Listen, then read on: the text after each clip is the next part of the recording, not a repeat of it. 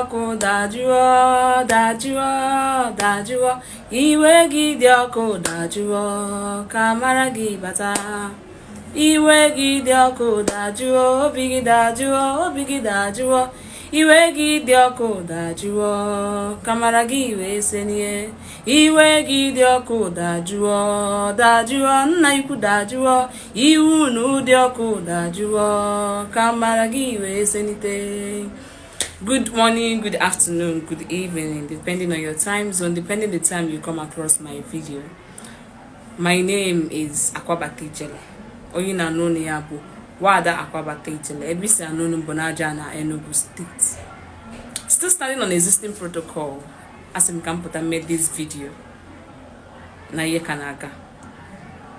Tonight you bụ Governor, His Excellency Governor Charles Soludo. Kamyota kandi be muse ayo. I might not be the right person. I'm no worry kaya ra nu onu. Ka fire gota 1 2 awe we ke futankem. Biko manase mo kamuti yono. Na experience mu were yesterday. Ebe mwa mu woke we issue no. That experience was what motivates me in saying but I have to do this video. Obere sekpele na-ekpe aga ọfọ anna agọ ọfọ ndụ ọfọ iyom ọfọ nchegharị ọfọ udo ọfọ nghọta nna agọ n'isi nwanne anyị nwoke bụ Chidozie Nwangwu. Abịa m pụta this morning sị ka m mee video to our dearest governor, Governor Charles Soludo, His Excellency. Because sir, it was a very big experience yesterday. Mgbe na ya n'elu wee tie si ndị nọ na mkpọrọ na-agabiga hai onye ọbụla gbara ọwụwa ọsọ ihe ọbụla ga-eduba gị na temptation biko avoid ya imali ihe ọbụla ga-ebute gị nsogbu bute gị case biko avoid ya youth anyị nọ n'ime ya. Some people youth anyị nọ all ha na-eme mmadụ itinye aka. Some people will want to try you unnecessarily n'ihe na-ewuli isi. Ha ga-agwakọta gị okwu gwa gị na-agwa gị oturu osebe aja okwu. Ha ga-agwakọta gị okwu ga-eme gị ije mee ihe na-ekwesịrị ike ime mana ọ bụla ya kasị mma. So nna ya ukwu, I am here on behalf of Mr. Chidozie Nwangwu, Akwa Okuko Tiwaraki. Biko nna ya ukwu, anọkọta m wee tụpụrụ chekata wee sị let me imagine na ọ bụrụ na mpa m ka m fụtara na-eti mpa m dịka ihe a na-eti ndị nọ na nga. How will I feel? I know whatever thing ọbụla ga-eme aka still detain Chidozie Nwangwu na police station. Whatever thing ka ga-eme aka jide ya bụ nwata nwoke. That means na dị okwu abụla obele okwu. Mana kekwe n'ife anyị eme. Ihe merụ emego.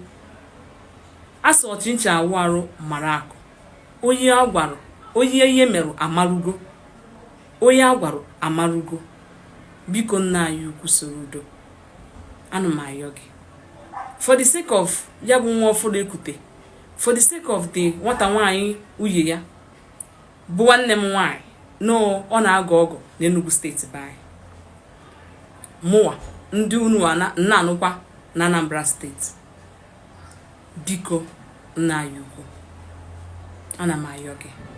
Obi unu dajụọ ndị ji kesi ya obi unu dajụọ. Iwe nwoke iwe nwaanyị obi unu dajụọ. Egbu amewe ka egbuwe ka aharụ wee na-akpa izu egwe ka egbuwe mmanụ ụwa ga-ema. Biko nna ya ukwu ihe mere emego. Arụrụ ọrụ ọbụla Chidozie Nwangwu ihe merụ emego. Biko amara m ihe o mere, amara m okwu niile na ya na-aga viral na Facebook, amara m ka eziokwu ka asị mana nna ya ọnụ bụ ndị isi ya aka marụ. Biko na-atasịa ya afọ obele biko silapụ natana ya ka ọ nata n'owekwe n'ezinụlọ wee ụmụaka welu ndị ọ na-azụ maka na eche iru eche azụ. Echekwa nọ njọ mmadụ mere si chekwa n'ihe ọma o mere. Eche njọ mmadụ mere si na dịchekwa n'ihe ọma o mere. Agụwa ihe ọjọọ o mere si gụkwa n'ihe ọma. Ọ bụrụ na agụta ihe ọjọọ o mere na ọka nnekwu unu take justice. Mana ọ bụrụ na agụta ihe ọma o mere na ọka ihe ọjọọ o mere biko dododo na obi unu dajụzie. Obi unu dajụọ. Biko nna ya ukwu ndị emejọrọ biko na gbagharụ. O werokwa n'ebe eji ọwụwa aga, o werokwa n'ebe eji gidigidi na ọgụ na mgba aga, o werokwa n'ebe eji zọgbuo tigbuo aga. Biko nna anyị, ana m ayọ gị for the sake of nwa ọfụlụ aka kuneta na ya bụ nwata gị ekunetakwala ya nwa ọfụlụ, for the sake of nwa ọfụlụ anụ ekunetala ya, for the sake of nwatakịrị nke edu na nke akpọ n'aka, for the sake of nwunye ya, for the sake of ụmụnne ya, for the sake of mpa ya na mma ya. Biko ka anyị na-ayọ, ka mụ tekwala aka na-ayọ. Biko I'm a mother, ama m the pains ọ na-abụ, I know how it is.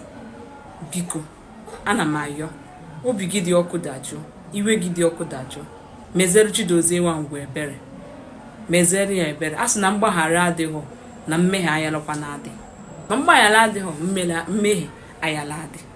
Biko ka udo chia. Biko nna anyị ukwu Soludo, biko nna anyị ukwu His Excellency Sir, biko ana m ayọ n'ọnụ anyị, biko ka nna ayọ n'ọnụ anyị gbaghalụzie. Obi gị dị ọkụ dajụzie, iwe gị dị ọkụ dajụọ.